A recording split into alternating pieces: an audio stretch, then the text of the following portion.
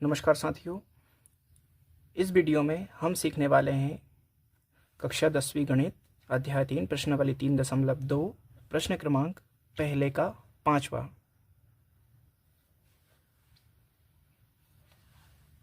चलिए इसे हल करेंगे हम। इसे हम नाम दे देंगे समीकरण नंबर 1 और ये हो जाएगा हमारा समीकरण नंबर 2। आगे हम करते हैं प्रतिस्थापन विधि से, तो यहाँ लिखेंगे समीकरण 2 से। समीकरण 2 को हम लिखेंगे √3x माइनस के √8 y बराबर 0। √3x बराबर √8 y। अब ये √3 को यहाँ से हम 8y के भाग में भेज देंगे, तो ये हो जाएगा हमारे पास √8 बटे √3 और इंटू में ये y लिख देंगे। इसको हम नाम दे देंगे समीकरण नंबर 3 बन जाएगा ये। आगे हम लिखते हैं x का मान समीकरण 1 में रखने पर। समीकरण 1 में हम मान रखेंगे, तो समीकरण 1 नोट करते हैं हम। √2x प्लस के √3y बराबर 0। आगे हम लिखेंगे x का मान, x के स्थान पर लिखेंगे √8 बटे √3 और ये जो y है y को यहाँ लिखेंगे हम प्लस के √3y बराबर में 0 लिख देंगे। आगे हल करेंगे हम। 8 का गुणा 2 के साथ होगा, तो ये 16 बटे रूट में आ जाएगा 3y प्लस के इसको लिखेंगे हम √3y और ये 0 आ जाएगा। अब ये 16 को जो है रूट के हम बाहर निकालेंगे, तो ये 4 बन के बाहर आ जाएगा।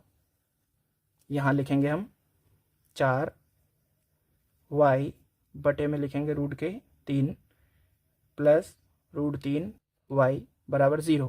3 का गुणा हम 3 के साथ करेंगे, तो यहाँ हो जाएगा 4y। 3 का 3 में हम गुणा करेंगे, 3 का एक जोड़ा बन जाएगा, तो हम इसको इस प्रकार भी लिख सकते हैं। 3 का 3 में जब मल्टीप्लाई करेंगे तो √3 का स्क्वायर और ये y बराबर में क्या आ जाएगा 0।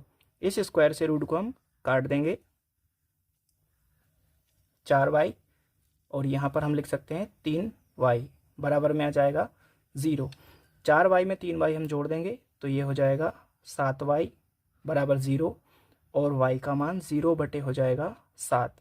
इस प्रकार हम लिख सकते हैं y का मान 0 और फिर लिखेंगे कि y का मान समीकरण 1 में समीकरण 1 में नहीं से हम 3 में रखेंगे, थोड़ा सा सरल हो जाएगा ये। समीकरण 3 में रखने पर, समीकरण 3 में हम मान को स्थापित करेंगे, तो ये हो जाएगा हमारा समीकरण 3 x बराबर √8 बटे √3 और y। ये हमने समीकरण 3 लिख लिया है।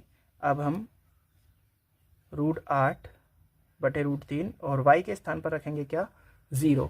आगे हल करेंगे हम, तो ये हो जाएगा आपको x का जो मान है 0 के साथ गुणा करने पर ये समीकरण की वैल्यू हो जाएगी 0।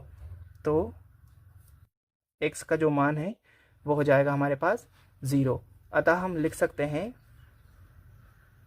अतः अभिष्ट हल x का मान 0 और y का मान भी 0 है। इस प्रकार हमारे ये प्रश्न जो है पूरा हुआ।